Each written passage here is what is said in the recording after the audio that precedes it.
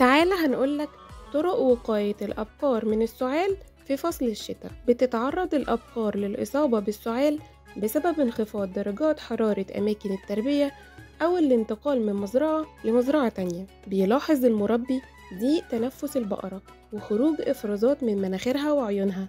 كمان بيرفض العجل الصغير الرضاعة. الأبقار الصغيرة في السن بيكون معالجتها أسهل بكتير من الأبقار الكبيرة. السعال بيحصل نتيجة أمراض كتير مش مرتبطة ببعضها وبتشمل حاجات كتير. مرض العجول نتيجة الرطوبة وبرودة الشتاء وعدم نظافة مكان التربية بيصيبهم بسعال جاف، بعدين بيتحول لرطب وقت التهاب الشعب. ممكن مقاومة المرض بعزل الحيوان المريض في مكان دافي ونظيف مع توفير التغذية المناسبة ليه والأعشاب الطازة لمدة أسبوع. في حالة لو المرض زاد بيتم حقن العجل بأدوية لتوسيع الشعب الهوائية، ونديله كمان أدوية مضادة للبكتيريا وطاردة للبلغم.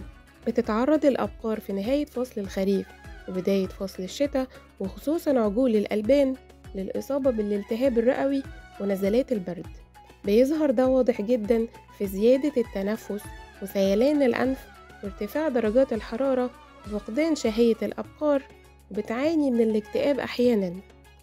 في الوقت ده ممكن معالجتها بالمضادات الحيوية ومحاربة الأمراض بالفيتامينات للحفاظ على المناعة.